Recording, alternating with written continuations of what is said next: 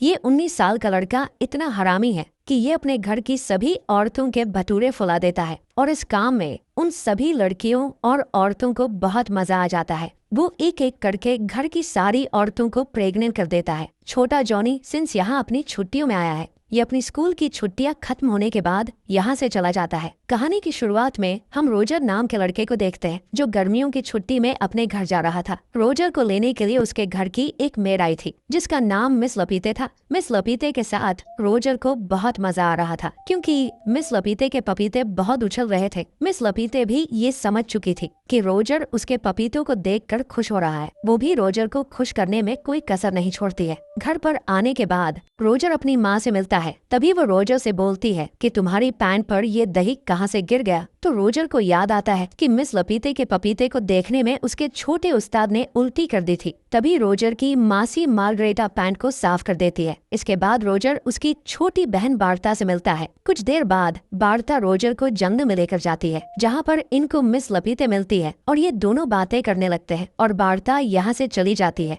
तभी miss लपीते Roger के सामने ही हल्की होने लगती है। ये देखकर रोजर हैरान हो जाता है। इसके बाद जब रोजर जंगल में और अंदर जाता है तो वो देखता है कि उसके घर की एक मेड रसीला किसी आदमी से अपनी बिल्ली बजवा रही थी। ये देखकर रोजर की फट जाती है। रोजर यहाँ से भाग जाता है। इसके बाद रात का खाना खाकर रोजर अब अपने रूम में सोने के लिए आ जाता है, लेकिन तभी रोजर को बाहर से कुछ आवाज आती है। ये अपने रूम से बाहर देखने लगता है। रोजर देखता है कि घर की एक मेड हेलेन झुककर खड़ी थी और कोई आदमी इसका तबला बजा रहा था, लेकिन रोजर उस आदमी को नहीं देख पाता है। इसके बाद रोजर सोने लगता है तो इसके बिस्तर से बार्ता निकलती है। बार्ता रोजर को बताती है कि हमारी मासी मार्गरेटा अभी तक जवान है क्योंकि उसे मर्दों से बहुत डर लगता है। लेकिन रोजर बार्ता की बातों को अनदेखा करके हेलन के ख्यालों में ही खोया हुआ था। तभी यहाँ पर बार्ता की बेबी सीटर केट आ जाती है और बार्ता को यहाँ से भगा देती है। अगले दिन घर की सभी मेड नदी किनारे नहाने के लिए जाती है और उनको देखने के लिए रोजर और बार्ता भी यहाँ पर आ जाते हैं। तभी गांव के कुछ आदमी अपने काम पर जा रहे थे, लेकिन ये सभी जब इन लड़कियों को देखते हैं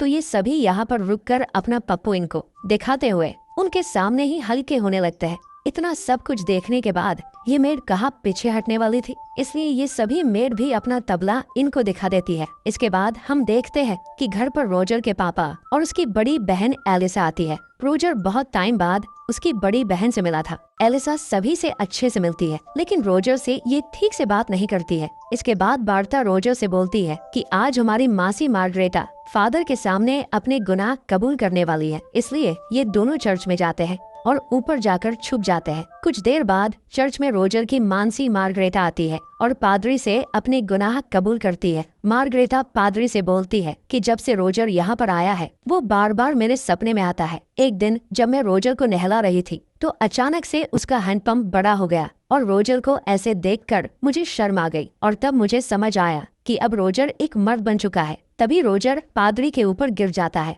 रोजर की इस हरकत से मार्गरेटा को बहुत गुस्सा आता है। इसके बाद मार्गरेटा रोजर की इस हरकत के बारे में सभी को बताती है। मार्गरेटा सभी के सामने रोजर के पिछवाड़े को मार मार कर लाल कर देती है। इस नज़ारे को उर्सला और बार्ता भी देख रही थी। इसके बाद रात को रोजर फिर से हेलन को देखता है। इस बार भी रोजर उस आदमी को नहीं देख पाया था। हेलन का कार्यक्रम फ्रैंक नाम का आदमी भी देख रहा था। इसके बाद रोजर ऊपर फ्रैंक के रूम में जाता है जहाँ पर रोजर को मियाँ खलीफा की बुक मिलती है। रोजर उस बुक को अपने पास रख लेता है। अगले दिन रोजर उस बुक को लेकर मुर्गियों के घर में घुस जाता है और मियाँ खलीफा की सफलता के बारे में पढ़ने लगता है। तभी यहाँ पर उर्सला मुर्गियों को दाने डालने के लिए आती है। इसके बाद एक नौकर यहाँ पर आता है और उर्सला को खिड़की में बंद कर देता है और बाहर जाकर उर्सला का तबला बजाने लगता है। ये देखकर रोजर उर्सला को बाहर निकालने के लिए जाता है तो उर्सला बोलती है कि थोड़ी देर रुक जाओ, ऐसा एहसास मुझे पहली बार मिल रहा है। जब रोजर बाहर जाकर देखता है, लेकिन तब तक उस नौकर का काम हो गया था।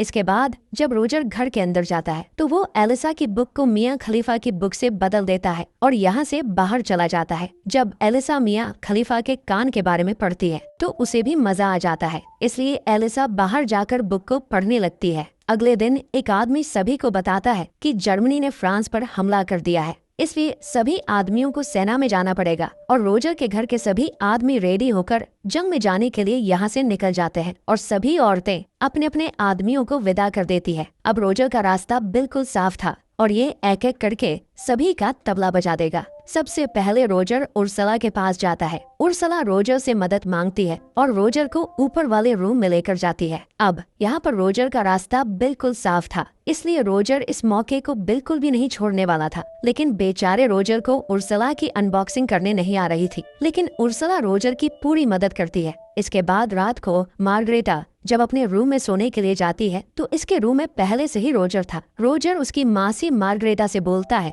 कि मुझे एक पपी दे दो, मैं सो जाऊंगा, और मार्गरेटा उसे एक पपी दे देती है। तो रोजर मार्गरेटा से बोलता है कि मैं तुमसे बहुत प्यार करता हूँ, और मार्गरेटा को अपनी बातों में फंसा लेता है और धीरे से मार्गरेटा का खाता खोल देता है। कुछ देर बाद चाय लेकर हेलन रोजर के पास आ जाती है और रोजर हेलन का तबला बजाने का मौका बिल्कुल भी नहीं छोड़ने वाला था। अगले दिन वार्ता रोजर से बोलती है कि मुझे रसेला ने बताया कि तुमने घर में सभी का खाता खोल दिया है। तो रोजर बोलता है, हाँ, मैं लगभग सभी औरतों का खाता खोल चुका हूँ। तभी वार्ता रोजर को उसकी बड़ी बहन एलिसा को दिखाती है और रोजर जल्दी से एलिसा के पास चला जाता है। रोजर एलिसा से बोलता है कि अगर तुम्हें गर्मी लग रही है तो तुम अपने कपड़े उतार सकती हो। तो एलिसा यहाँ से जाने लगती है, लेकिन रोजर उसे रोक लेता है और बोलता है कि तुम अपने कपड़े यहीं पर उतार सकती हो, और रोजर इसके कपड़े पर अपना हाथ डाल देता है। एलिसा उसे मना करती है, लेकिन रोजर नहीं रुकता है और यहाँ पर रोजर एलिसा का भी खाता खोल देता है। कुछ देर बाद